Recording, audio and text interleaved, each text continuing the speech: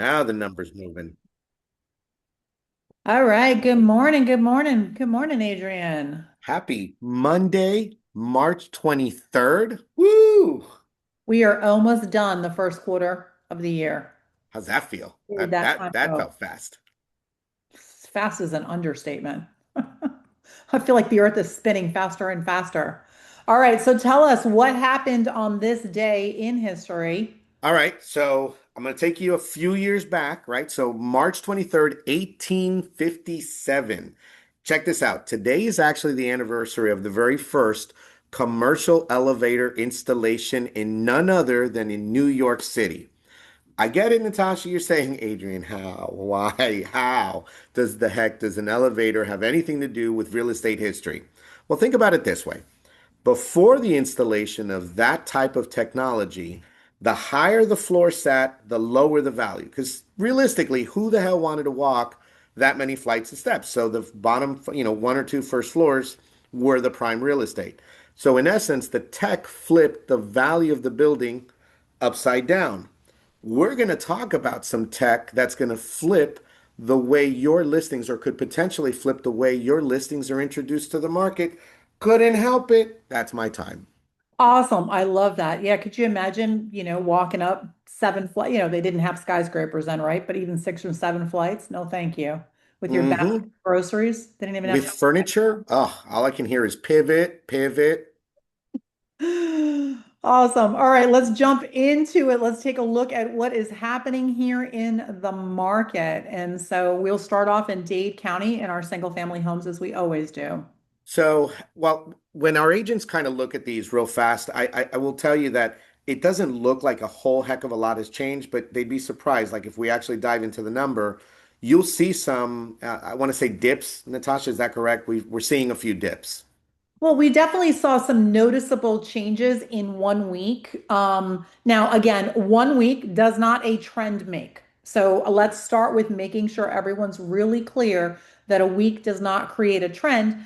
And there are some things that took place last week that may be playing into this. So we really have to watch it over a couple of weeks. But let's, as we're starting here in Dade County, and for those of you in Dade, this is your spring break week. So happy spring break week to our Dade County family.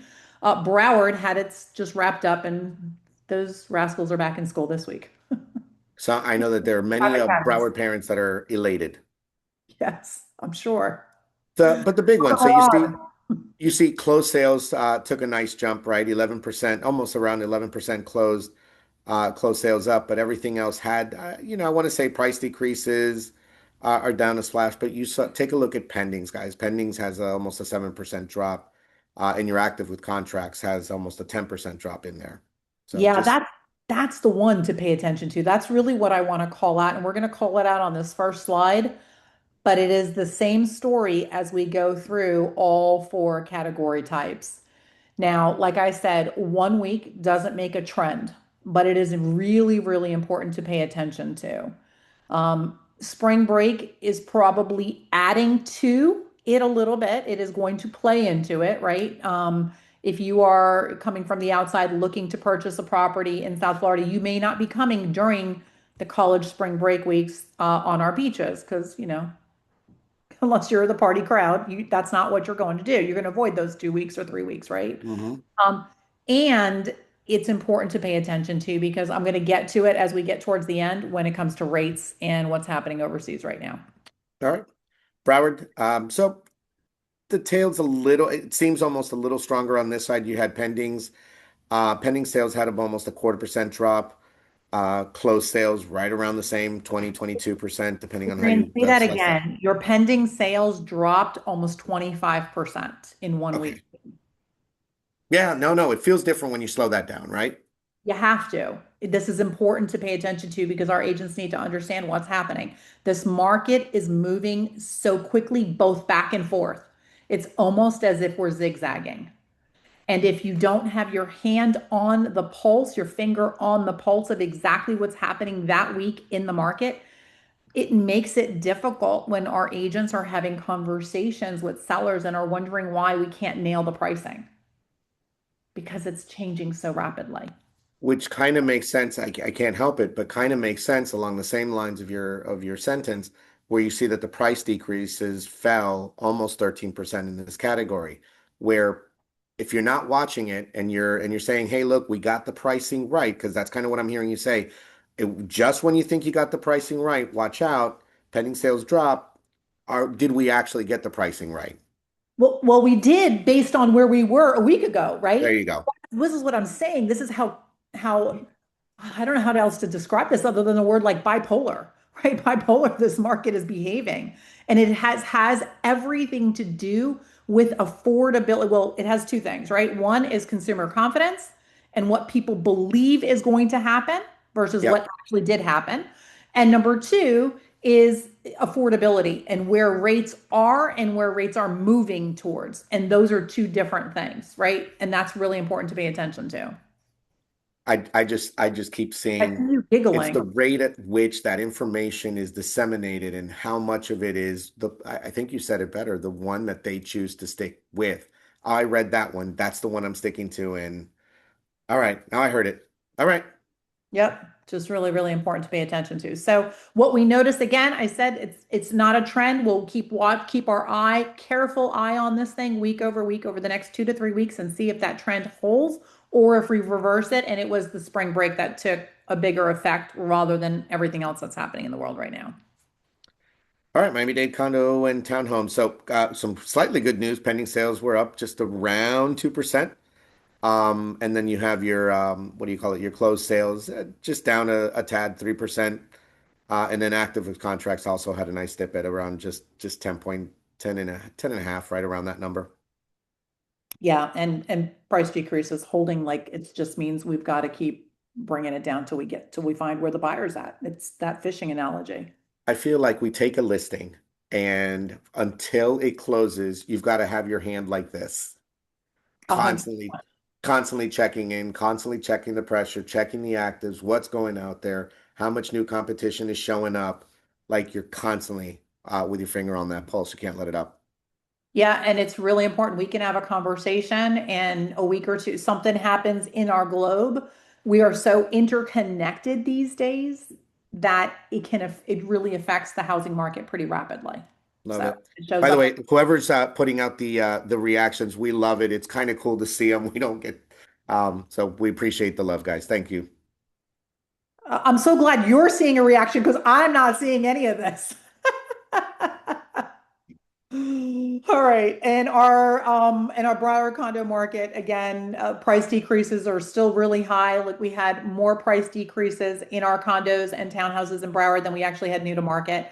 And that we've been seeing that for the last couple of weeks already. And that just means we're trying to catch up. We're trying to get these properties priced in line with where the market's at for that particular category type. And same story here. Our Yep. pending dropped. All right, let's move on to some of the latest news that hit in the last week, and that is Keller Williams' new partnership, right? And so it's our new Zillow preview listing program partnership. And we want to kind of go into some of the things around this. I don't want to, I don't even want to start the conversation with saying stuff like, oh my gosh, well, someone finally took a position or anything like that. I'd rather, if I could for a second, Natasha, just kind of ask this question, just put it out there. Coming soon's not new, hasn't been new for a really long time. Why all the big hype? Why such a big deal? A lot of this had to do with the lawsuit that one of our other competitors and Zillow had together, right? And so there's a stance in the marketplace with Compass and the Anywhere brand companies now because they're all owned under one umbrella, where they don't believe that the MLS marketplace may necessarily be the right place for all listings to go. That is their position. KW's position was a very different position. Gary took the position that the seller should choose where their property gets advertised, and he believes that the MLS is the best avenue or vehicle for most properties. Not every property, because there'll be those specific, high net worth or for Sure. security reasons, or, there's all sorts of these things, right? But that the MLS is the overall best place for exposure. Now add another layer. How do we give the properties additional exposure also finding out and testing the market, because one of the reasons that our competitors gave for not necessarily placing in the MLS was we want to test the pricing. We want to Hmm. know whether the market's met the price or the property meets the market. Well, the preview program allows that to happen. And so I kind of want to jump over to this. And one of the reasons why is that allows a seller to place the property preview status. And with that preview status, we're not necessarily tracking the days on market calculator in the back of the system, right? Today, a property hits the market. The moment it goes in MLS, it gets disseminated to, my gosh, thousands of sites, right? And the moment it's out there, that the days on market calculation happens.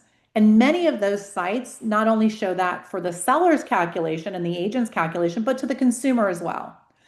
And so, in a consumer's mind, the more days on market without that property going under contract, Adrian, what does the consumer start to think? What's wrong? Yeah, Why you hasn't said someone it. snagged this? What's Yeah, what's wrong? That's human nature. What's wrong? Why hasn't it been sold? And it's not always what's wrong. Sometimes it wasn't accessible. There's a million reasons why, and sometimes sure. it is the price.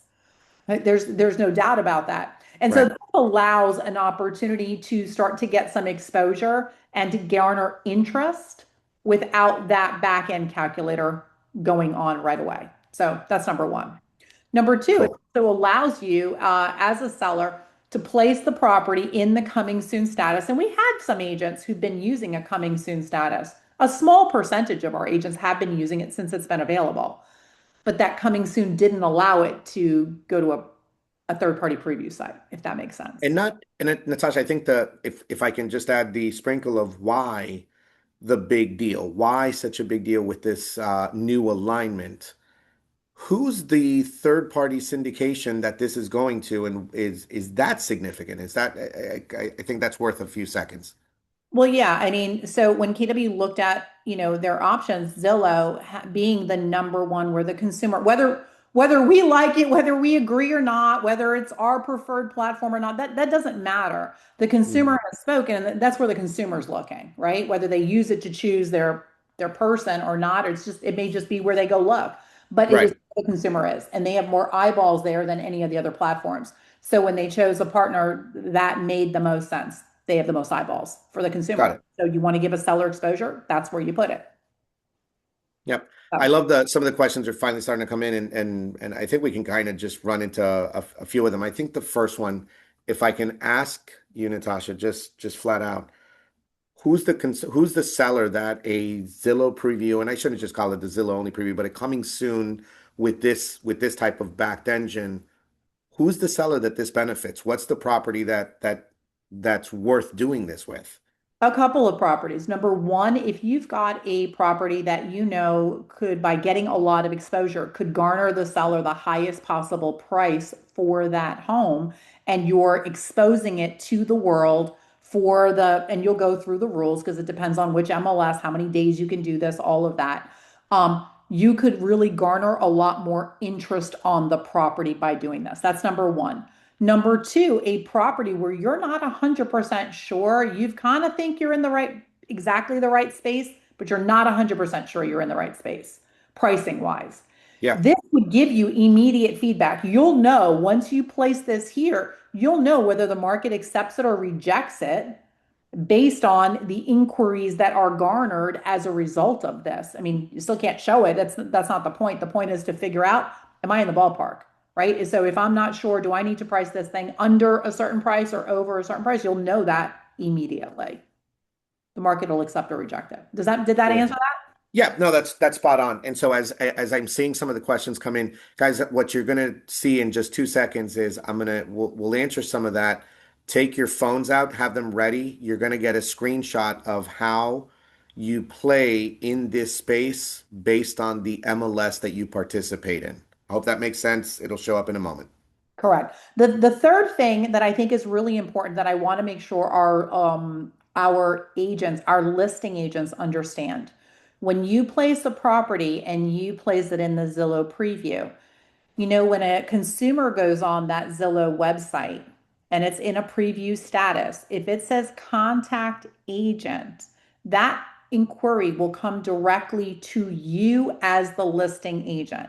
One of the biggest complaints I've had from agents over the last 10 or 15 years is we lost the buyer side of, or the buyer inquiry opportunities to have the conversation with the buyer because the consumer is going to potentially to be directed to somebody else who's paid for that, right? Correct. This puts the listing agent and potentially the seller back in the conversation around that property. Number one, That's a the big deal.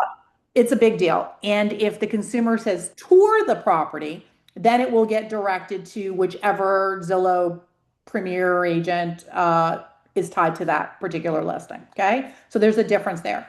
The next thing is there is a referral opportunity. Let me explain what this means because Zillow has said, look, if you have a listing and your listing creates a new consumer for Zillow, because basically that's what you're doing.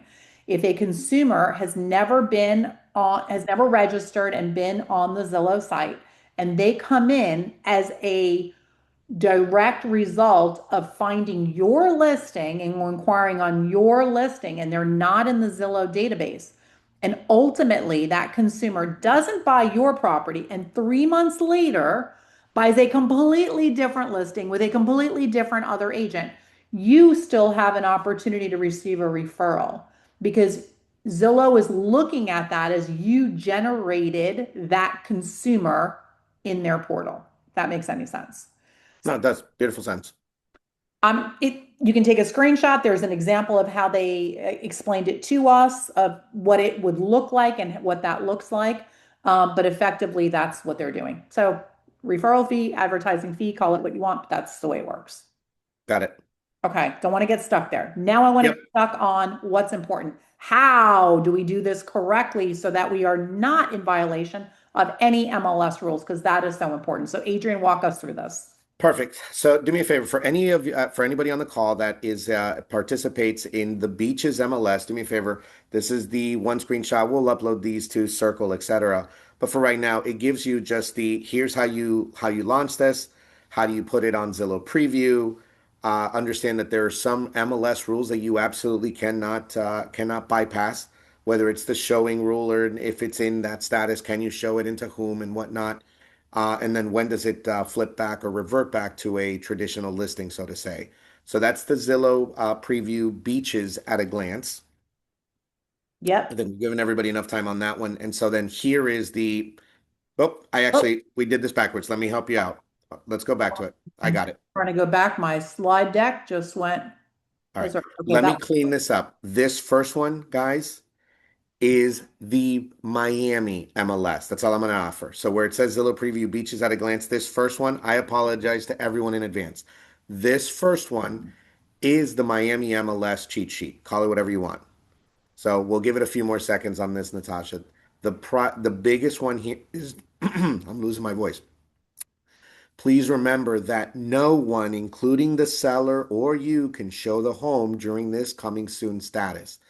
It's probably the biggest one that I want to show there.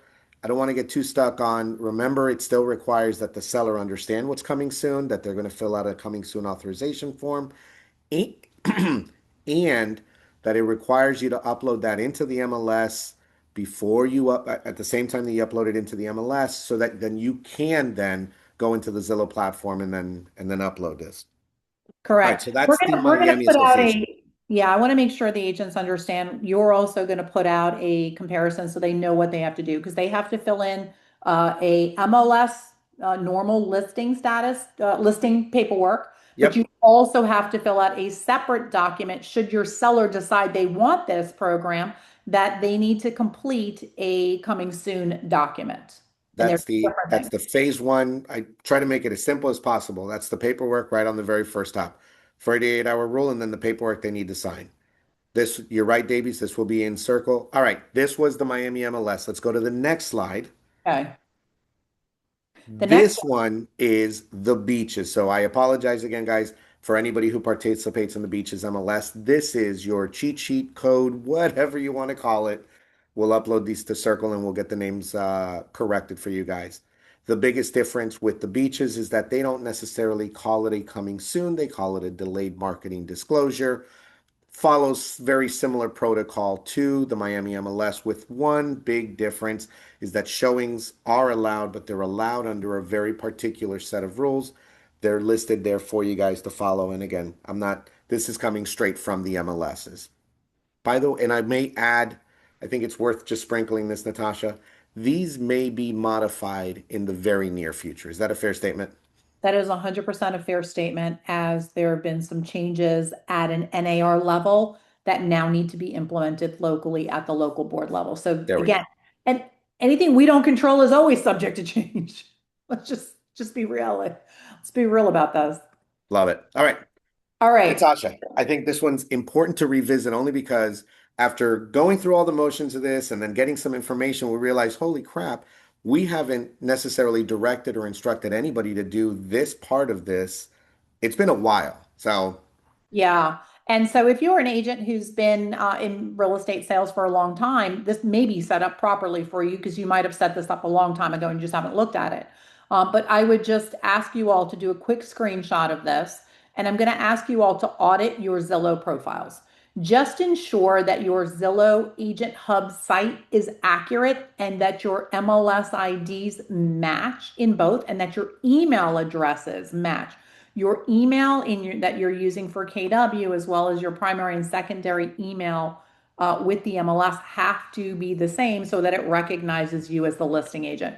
Take a screenshot, and then if you are stuck or have any questions, you can always at Davies inside of our circle in the chat so that Davies could help you with this. But I know she's here and she'll throw it, I'm sure, in the chat group right now. She can help you guys with this, but we want to make sure that you're set up. And if you're brand new, you'd set this up from the very beginning. that heart is to Davies, by the way. I don't see these hearts. I don't know why. I can't help it. All right, here we go. Oh, I can't. I feel like a seesaw. I feel Hang on, I feel like a Adrian. bad relationship. Yeah, well, I think what, 3 weeks ago, 3 weeks ago, right? We had this conversation that Yep. the FinCEN rules, we did a whole thing on FinCEN rules coming into effect. Well, the crazy news is that the courts vacated this on Friday. I had no less than, I don't know, half a dozen of you reached out between Friday and the weekend saying what just happened. It doesn't matter what happened. This was brought into the courts, and the court said, nope, we don't like this. We're vacating this, which means the rule is not in effect. As agents, it basically means that the mandatory reporting of any non-finance, so basically cash transactions, right? Hmm. Um, where we had to do full disclosure of every potential owner of that property, not us, but the title companies, that got thrown out. So that Yep. rule is done and dead. We don't have to worry about it. So it's My only FYI to the courts, if they try to do this one more time, it's going to feel a little bit like the story of the big bad wolf. I mean, sorry, the boy who cried wolf. mm, That's it. It's like no one's going to believe them. But all right, we're here to report what's real. That's real. it's kind of like pickleball. It's going back and forth, or padel. Like we're going back and forth with some of these things. I don't know. Eventually, I said the only thing that change is constant. It's constant change. That's what we have to get used to. There we go. All right. Okay, this is a big Here's deal. another thing. Yeah, here's another thing that we had a lot of questions in the last week, and we figured we would just give you sort of a high level on this, and that was the American Dream Act. This was signed about a week or so ago. So much is happening in the world right now that, like, I think if not as much was happening, this would have been news for longer. But it because of the world is, in a weird place right now. We didn't hear a lot about this. But basically, what the administration was looking to do or is looking to do with this act is really reduce the cost and the bar to entry for housing. So they're trying to bring down, make it easier to get permits for new construction and less expensive to access credit. We shall see. We just wanted to give you that. You want more details, go to the whitehouse.gov. We want to just let you guys know that these things have happened and it'll trickle. It'll take some time, but supposedly we're supposed to get some things less expensive. No. Next time we announce this, we're going to have the Oval Office as the background. I can stick you there, sir. All right. I think that's important to cover this. And I'm not going to spend a lot of time, but I felt it was important with everything going on in the world right now and its effect and its potential effect on the housing market, right? With what's happening in Iran. And it's almost dependent on the tweets that are coming out from our White House on which way the markets are reacting. And so if you've been paying attention, if you have a gas vehicle, now I used to say if you went to the gas pump, but some of you guys, like you, Adrian, have electric vehicles, you're not necessarily seeing it right away. I Not yet, right? Yeah. went to fill up this weekend and was a little shocked at what it cost for gas, because of course, not really something I ever read. Like, what does that cost? So I actually had to go back and look at the history and go, what does this normally cost? And when the thing didn't stop spinning. So what's happened effectively with what's going on in Iran and the temporary, hopefully, close of the Straits of Hormuz is that the price of oil is shooting up. Well, this morning the futures dropped again, but it's been shooting up. And so that's causing the increase in the gasoline prices. The increase in gas prices you'll feel immediately at the pump. It's probably up, I don't know, over $1 or so in the last week or so. Really important to pay attention to. This starts to affect the housing market overall or the price of everything. So when I mean the housing market, it trickles into the housing market, but it starts at the gas pump. Then it moves into things like logistics, trucking, which then affect the cost of things at the supermarket. And so that then also affects the price of everything. Now, what's happened is because of everything going on overseas, the bond market, which controls our mortgage markets, started to really react. And that has caused interest rates to come back up again.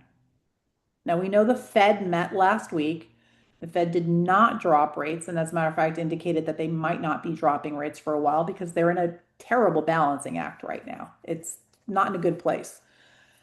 The situation in Iran is causing a temporary, hopefully a temporary, let's just say that, a Hmm. hopefully a temporary increase in mortgage rates. So really, really important. If you have a consumer who locked in rates prior to last week, you have got to help them find their housing as well as ensure with their work hand in hand with your lender to ensure that they have a rate lock. And when does that rate lock expire? And what happens if they need to extend to that rate lock? Because we could have consumers that got locked in at low sixes and we are at the high sixes right now. And that is a big, big difference for many people. Yeah, it could be, I'm hearing you say it could be the difference between buying and not being able to actually close. That is correct, 100%. It definitely could cause a bit of a shock for a consumer if they didn't. The other thing is to be prepared. If the rate went up, we may now need to have sellers and or buyers buy down their rates. You know, whether they're using credit from a seller to buy down that rate or the buyer has to come with cash to buy that rate back down again. But the rates moved so quickly last week, which is why when I said when we started, having your pulse on this market is so important because things are changing week to week at the moment. 2 weeks ago, we had a lot of buyers in the market. We had a ton of activity in the market, in our local South Florida market, especially in the single family home market, and things we felt were ramping up very quickly. So if you were a listing agent, you were price targeting for that. If you took a listing this past week or this weekend, you took a listing, be very careful in using the last 30 to 60 days as the benchmark for what that listing activity is going to look like and or what that pricing looks like because literally a week has made a difference. And it has all to do with what's happening in the mortgage market. We are very affected in the single family house market. We are very affected in the bread and butter prices. And what I mean by that is the median price point by mortgages. Now, cash is a different story. Sure. So if we're talking ultra luxury, because I want to talk the other side of this coin, if we're speaking ultra luxury, housing and physical hard assets is a flight to safety, which means there's more interest there pulling money out from non-physical assets into physical assets. No matter what a market does, the end of the day, that physical asset will still be there. And so that's important to understand that we see things moving up and that ultra luxury because people are moving their money out of the stock market into that. It's interesting you said that, Natasha. I don't know that it's for today's call, but if we could leave just a thought, is there a segment, is there a group that starts to look at where to safe harbor some of that money over the next couple of months, if depending on how long this thing takes? Say that again, Adrian. Can you repeat the question? Yeah, no, no. Is that like, is there a group? Is there a section of the world that starts to look at our housing economy and say, hey, you know what? Let me park some money here, and where is here? Well, let's think about this for a second, right? From a from a global perspective, Miami and Dubai were often compared to each other, right? I'm not sure Dubai is where I'd want to be at the moment. It doesn't feel like a safe place at the moment, right? Yeah, Miami feels a lot safer at the moment. Again, things can change as we see things are changing rapidly. But what I want you to pay attention to is these trends that happen on a global space are affecting our housing market locally. And they affect the cost to borrow and the cost in general. And so that affects our housing market. got it. All Um, right. Said, we're still faring better than everybody else. So I keep was going to say, it's still for all the noise we, and for the chatter, it's yeah, we are a better place, a better value than a lot of the world. So let's kind of wrap it up there. So, of course, thanks to our partners. If you have questions on mortgage and kind of where your buyers are at, where rates are at, what's happening, talk to your home flight team. I mean, your home flight, your top flight team. Oh, okay, rename them home flight. Talk to your top flight team. I think it's really, really important. They've got their pulse on this mortgage market, what's happening with the bond markets. Really, really important. And if you have a pending transaction right now, and you've got it with Greg Taylor's office, make sure that you are in constant communication, that they're speaking to the other side of that transaction, making sure we're solid, making sure that buyer's rate lock is in and tight, and that we get it closed. And team, if you are looking, if you'd signed up for my RE Tasker but hadn't yet done anything with that, I know they were offering a $20 credit, if I'm not mistaken, came to you as an email for you to use it, free $20 worth of marketing. So get out there and go make it happen. all right. All right. Well, that's our time, guys. Appreciate All it. right, Hope guys. this was helpful. Yes. Stay safe. Have a great week. For those of you we'll see at the Regional Inspiration Awards tomorrow. I look forward to seeing you all there, and everybody else, we'll see you in the Market Center throughout the week and next week. I was going to say, is it too early to announce I'm going to wear a disco jacket? Flashy. Awesome. I'm See you not guys asking there. any questions. Bye. Bye, everyone.